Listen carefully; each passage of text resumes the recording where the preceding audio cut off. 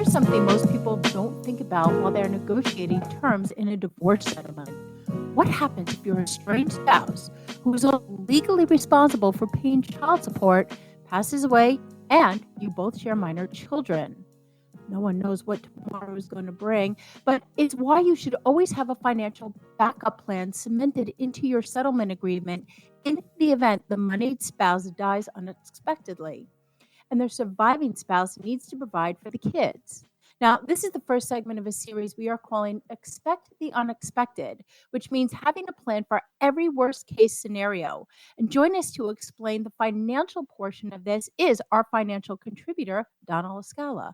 Donna is also the president of Comprehensive Divorce Solutions. She's also a certified divorce financial analyst, a registered financial consultant, a financial neutral, board member at the Association of Divorce Financial Planners, and she's president of the Long Island chapter of the Financial Planning Association. Donna, welcome. Thank you so much for having me, Ilyssa. It's my pleasure. Pleasure is all ours. So why is the issue and the dollar amount of a life insurance policy important during a divorce negotiation and settlement? So first and foremost, life insurance does a lot of different things in a lot of different circumstances. It protects future income, the loss of future income. So when you're in a divorce negotiation and settlement, it's very important when you have minor children, or if there's going to be a substantial amount of spousal support paid over an extended period of time, to have a life insurance policy in place in order to protect the income of that spouse and the payments to the other spouse. So the amount of the life insurance is extremely important because it needs to coincide with the total value of payments that are expected to be made from spouse A to spouse B. So let's just say you have child support and you've got minor children under the age of 18, and there is at least a 10-year period of time where spousal support is also going to be paid. You need to figure out what those monthly payments are times 12 times the duration, and that should be the minimum amount of life insurance in place. If, God forbid, something happens in the interim, we need to make sure that the surviving spouse and those children have that money coming in from an alternate source, and that source is the life insurance policy. Yeah, and speaking of the kids, and I want to stick on that topic, as a CDFA, and again, that's a certified divorce financial analyst and a financial neutral, why do you advise people not to name the minor children as the beneficiaries of those life insurance policies? So in almost every single case, when I have a client as a financial neutral, when I have a client as a CDFA, or if I have a client as a registered financial consultant and life insurance agent, I always discourage people to put minor children as the beneficiaries of a life insurance policy for many reasons. Reason number one is kind of obvious when you think about it. You've got a child under the age of 18. Something happens to their parent. The parent passes away. They are now the sole beneficiary or joint beneficiary with their siblings on a life insurance policy. It could be a large sum of money that is now coming their way. When you are a beneficiary, it is an automatic transfer from policy to person. So they receive a large sum. Let's say it's $250,000, $500,000. Are you sure that a 12-year-old, 15-year-old, 17-year-old should be receiving that kind of money? Do they know what to do with it? Can they be protected from their own worst instincts in what to do with a large sum of money? In addition to which, if it goes into their name, it then has ramifications when they apply for college or any student loans or any scholarships or any financial aid. So those are the basic pieces of information.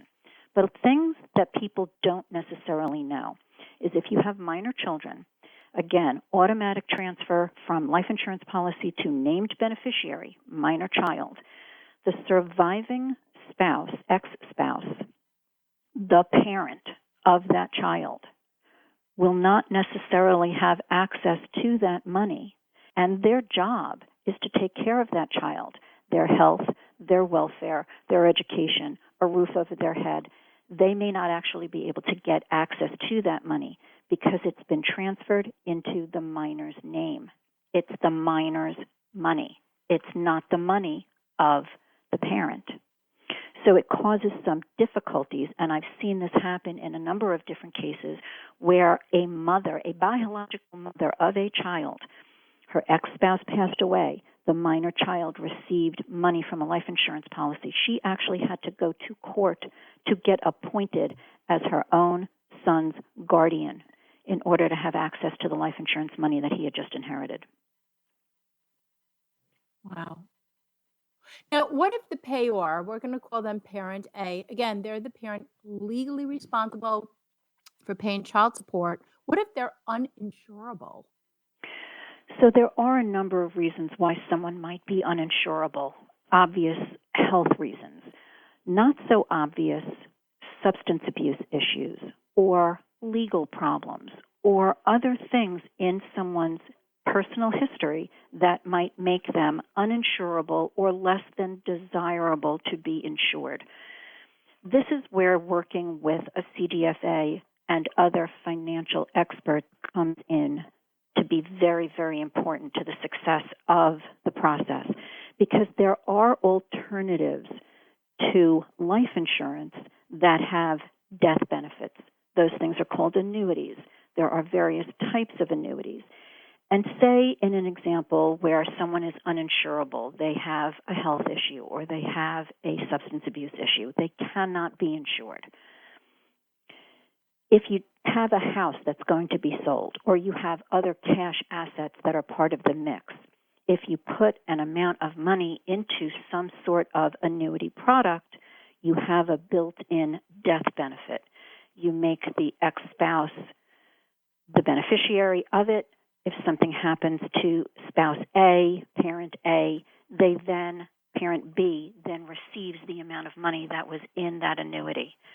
So it kind of works the same way. And the reason why it's so important is the guarantee part of it, because you don't want to necessarily just leave money in a stock, a bond, a mutual fund, a brokerage account, any other source of investment that doesn't have a guarantee feature.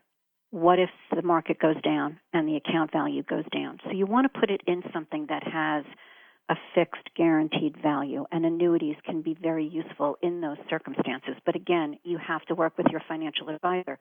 You have to be guided by a CDFA as far as what those alternatives are if you've got a case where someone is uninsurable.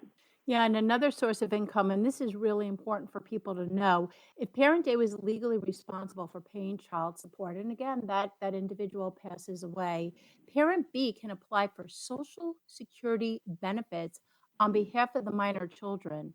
Tell me about this.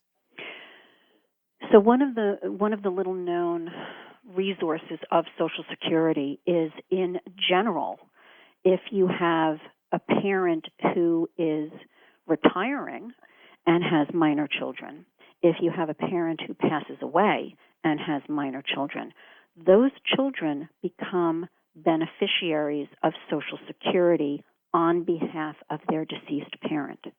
It lasts up until they are 18 years old. In some cases, that money goes directly into an account set aside for the child, and it continues again, as I said, until the child turns 18. But it is up to the surviving parent, of course, to apply and contact Social Security and go through all of the paperwork. You can start the process online, but you do have to make an appointment with Social Security to go in person to complete the process.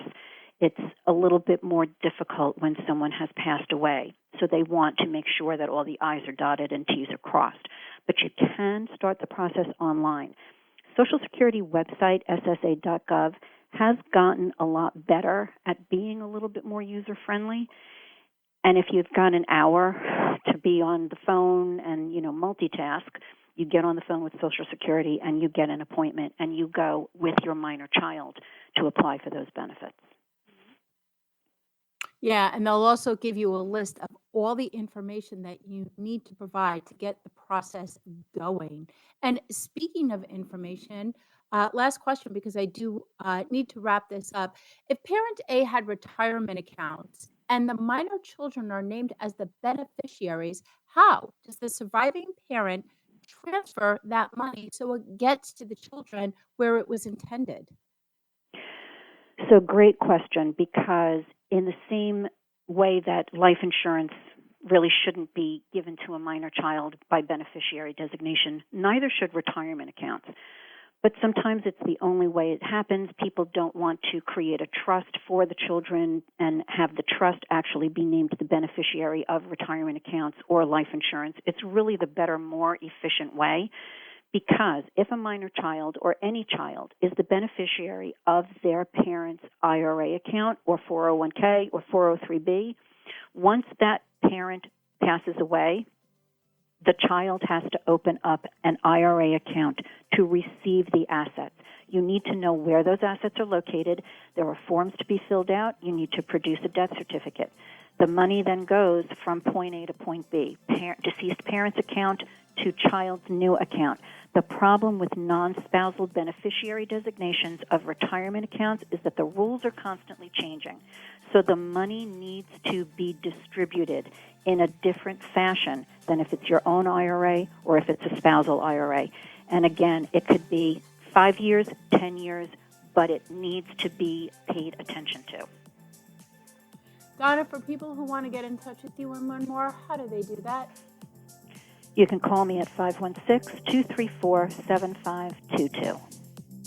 Donna LaScala, President of Comprehensive Divorce Solutions. Thank you so much for joining us. We will be right back. At Comprehensive Divorce Solutions, Donna LaScala provides the tools for people to deal with assets, debts, equitable distribution, and retirement in divorce negotiations. We hold your hand during and after the divorce process, providing a roadmap of what happens next and into the future. Divorce is difficult whether you're initiating it or not. It's fraught with emotion. When you deal with emotions, you are not dealing with logic, making it more difficult to decide what to do with your money. Hiring a professional to assist you in walking down the money path is crucial to avoiding potentially costly mistakes. Donna's goal is to make sure that each individual knows how they are going to be able to survive and thrive during and after divorce. As a CDFA-trained mediator and collaborative financial neutral, Donna helps people get unstuck and move forward towards their post-divorce future. Call Donna LaScala at 516-218-6919, 516-218-6919.